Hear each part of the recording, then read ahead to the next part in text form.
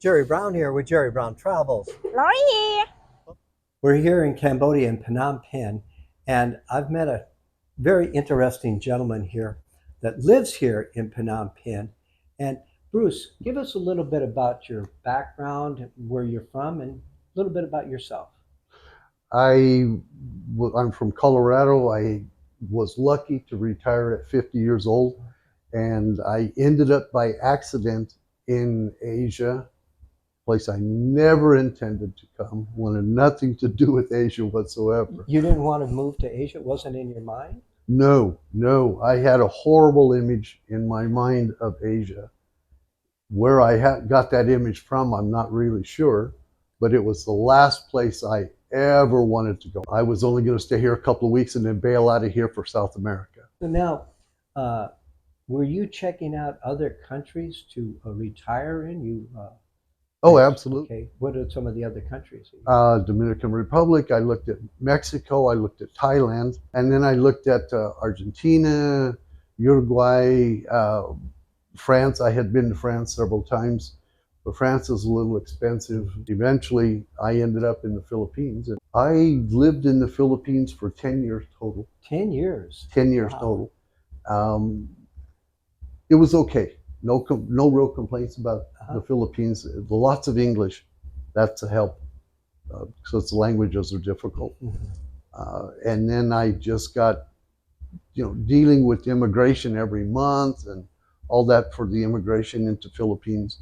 And I simply decided after 10 years, I want to be somewhere.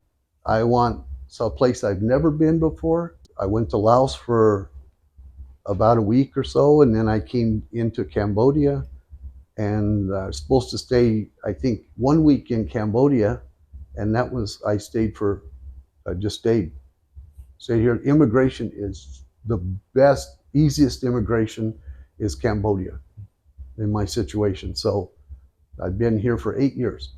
8 years. 8 years, yeah. Great. So you've settled in, you found a neighborhood that you like, Mhm. And what a beautiful efficiency condo that you have here, you're living in. Uh, what are you paying for your rent here? I pay $470 a month plus electricity. So yeah, $540 a month, $535 a month, something like that. That's everything. Now, when you say everything, what do you mean by that? Well, that's the rent, that's the electric, that's water.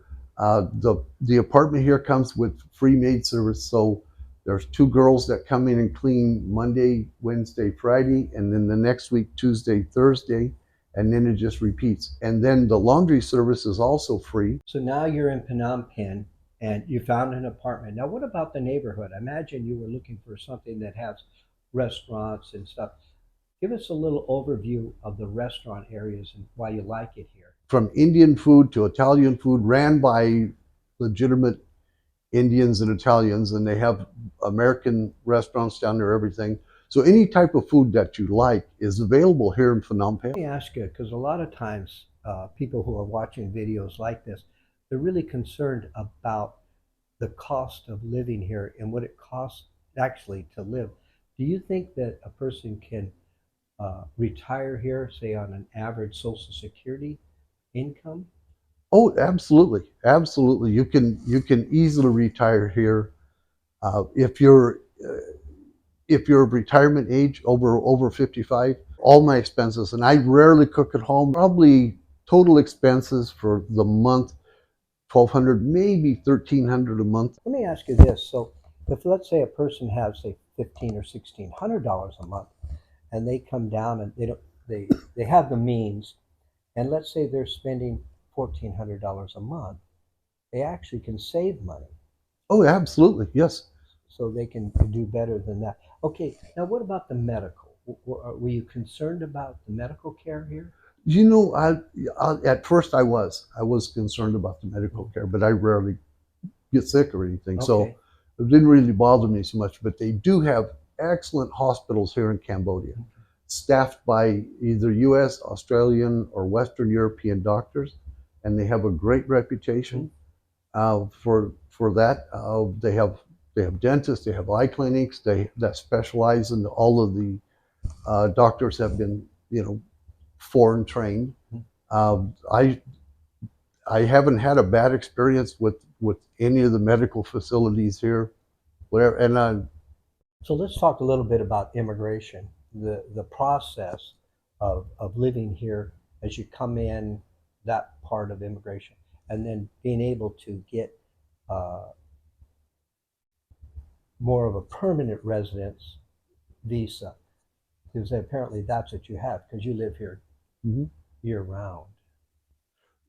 when you originally, if you were to fly here from the United States straight through to Phnom Penh, when you arrive, but you can get a 30-day visa.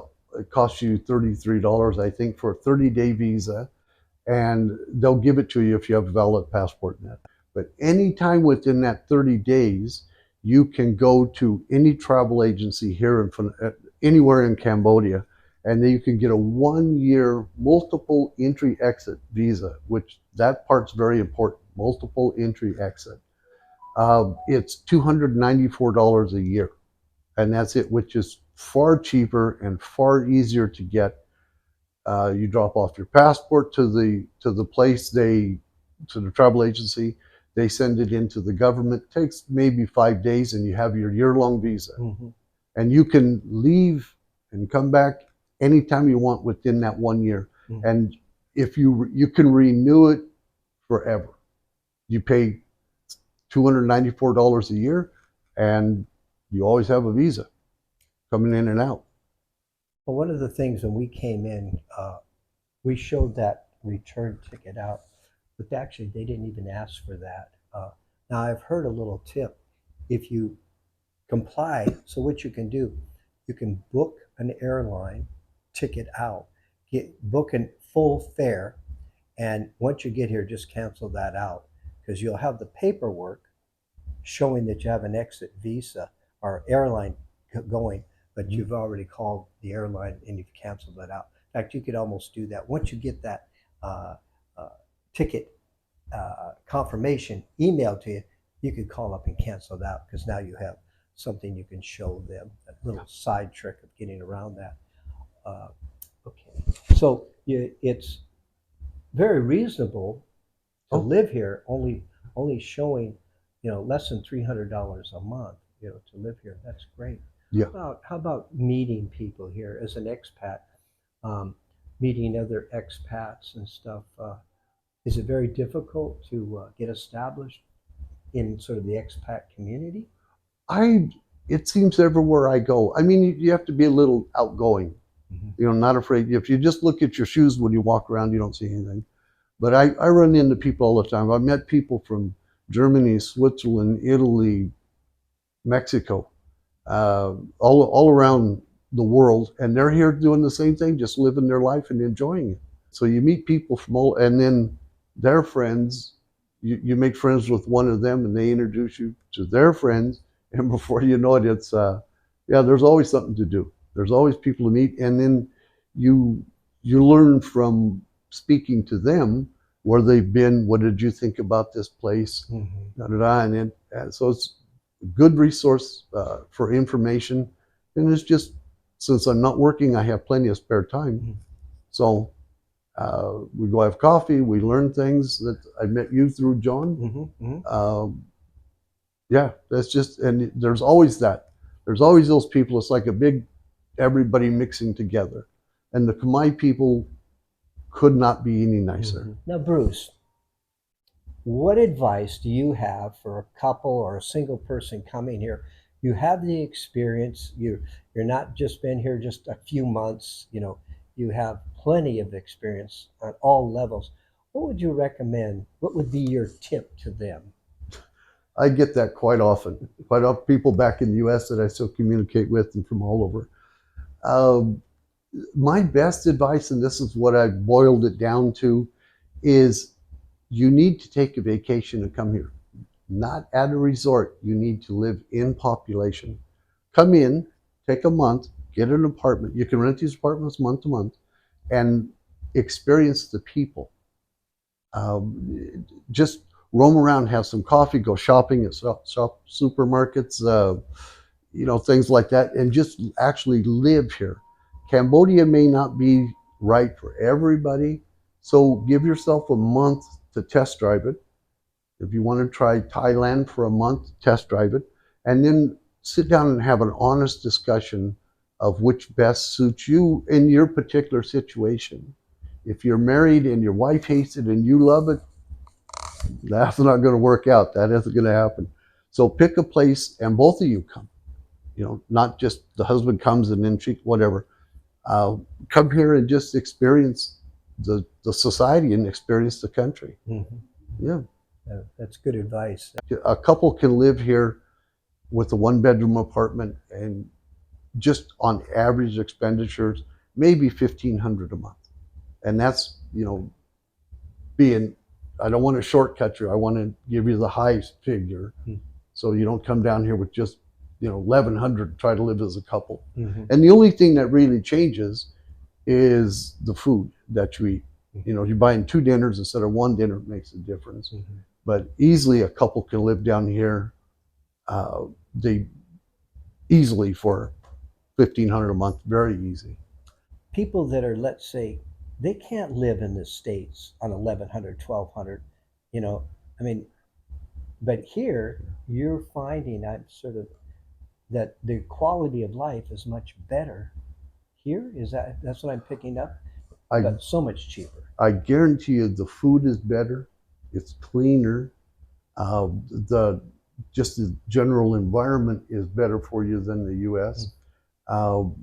There should be no reason that you can't come here, find the food that you like at vastly less than you're going to pay in the U.S. or anywhere else, Western Europe, wherever else I've been.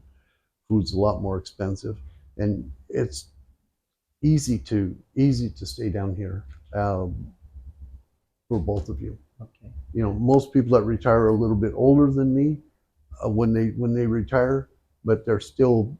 It's easy to get around. Things are inexpensive. Your quality of life, the interaction with people is more friendly. The money goes much further here, and so somebody that's really struggling to survive in the United States with the inflation and what's going on, and they can come to a country like this. The only thing is that people from the United States, maybe even Canada, say North America, they seem to go to Mexico. They don't come to Asia. And you didn't have the idea of coming to Asia either.